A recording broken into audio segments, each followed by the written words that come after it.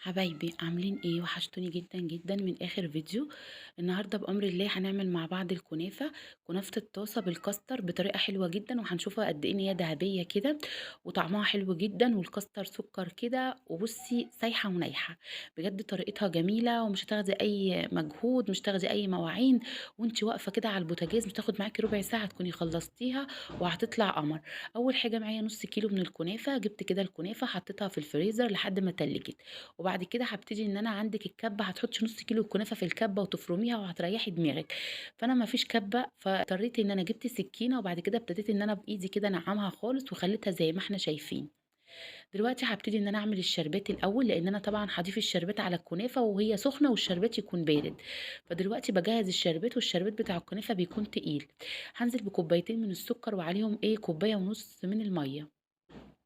نزلت بكوبايتين سكر عليهم كوبايه ونص من الميه، وهرفعهم على البوتاجاز او عين البوتاجاز من غير ما اقلبهم ولا اعمل فيهم اي حاجه. اول ما يبتدوا يغلوا هوطي النار او اخلي النار وسط عليهم كده واسيبهم، هنشوف دلوقتي.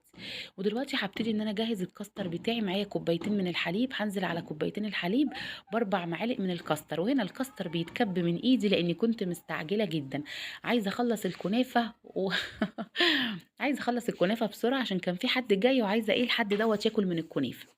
اصلا انا عاملاها عشان الحد ده.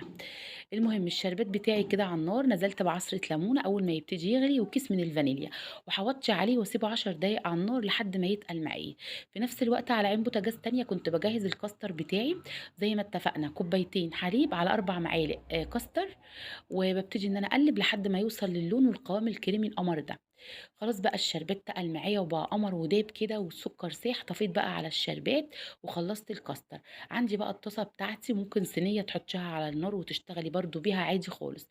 عندي بقى الطاسه بتاعتي جبتها وحطيت فيها. وهنا سيحت السمنه بتاعتي طبعا.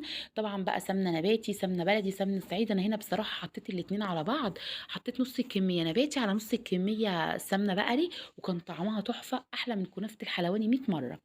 المهم ابتديت بقى دلوقتي ان انا رصيت خلاص بقى الكنافه في الطاسه بتاعتي، وابتدي ان انا اضغط عليها كده، اضغط كده عليها او اتك عليها في الصينيه او في الطاسه بتاعتي. وهبتدي بعد ما حطيت نص الكنافه، يعني ربع كيلو الكنافه، بعد كده هبتدي ان انا اضيف الكاستر بتاعي. وهنا بضيف الكاستر يا جماعه وهو سخن. وطبعا وانا بضيف الكاستر او بوزع طبقه الكاستر مش هحط في الحروف عشان ما تبوظش مني و... والطاسه تتبهدل او الكاستر يتحرق معايا على البوتاجاز والكنافه بتستوي. لا، انا بحطه في النص وبسيب بصي الطراطيف كده من غير كاستر ساده. تمام تمام. هبتدي بقى احط نص كميه الكنافه التاني فوق بالشكل القمر ده، وهبتدي ان انا اساوي كده بالشكل ده كده. زي ما احنا شايفين ببتدي ان انا اساوي الكنافه بتاعتي، وبدخل كده الحروف كده الكنافه، لان انا دلوقتي هسقيها زبده. وهدخل كده ايوه، انا هحط كده معلقتين 3 زبده فوق او سمنه كده فوق زي ما احنا شايفين. وهبتدي بقى ان انا في الجناب هنزل كده علشان طبعا الجناب بتاعت الكنافه تحمر معايا وتبقى مقرمشه وسكر.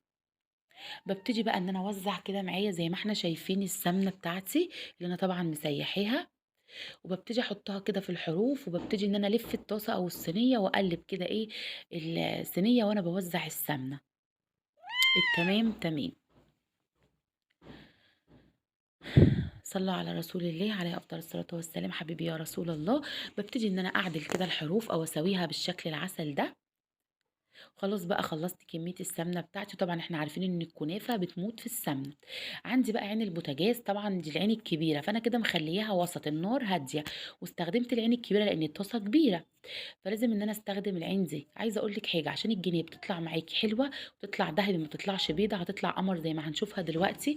بتجيبي الطاسه او الصينيه بتحطيها كده على عين البوتاجاز، وبتفضلي على الناحيه دي دقيقه وارجع الفها داير ما يدور، دقيقه واستنى دقيقه واستنى. انا بعمل كده بسرعه بس عشان بوريكي. فكده دقيقه بستنى دقيقه بستنى وافضل اقلب بالشكل ده. في الاول بجيبها اسيبها عادي كده على النار لمده 10 دقايق، نار وسط.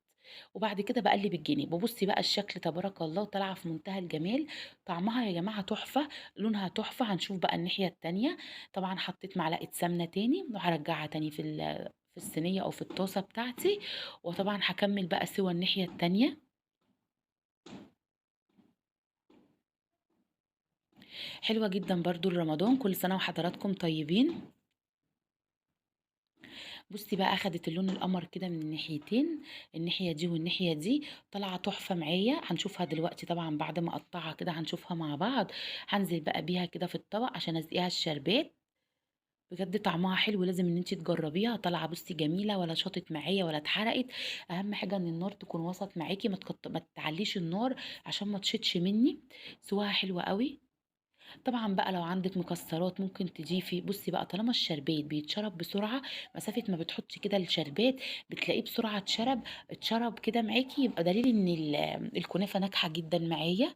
بُصّي الشربات بيتشرب إزاي، شربتها بقى الشربات العسل التقيل القمر ده، وهابتدي بقى إن أنا إيه أقطّعها. طبعًا عايزة أقول لِك إن أنا لو استنيت عليها لمّا تبرد كان الكاستر كمان مسك أكتر، بس أنا قطّعتها بسرعة وهي سخنة وكانت عسل، عسل، عسل. بُصّي الكاستر بقى كده لمّا هدى شوية مسك، طعمها في منتهى الجمال، بجد اعمليها أوفر كتير من برّه، برضه القيمة الغذائية حلوة فيها، فيها لبن، فيها كاستر حلوة أوي، باحبكم في الله أحلى أخوات، ربنا يديمكم نعمة في حياتي، أستودعكم الله الذي لا تضيع ودائعه.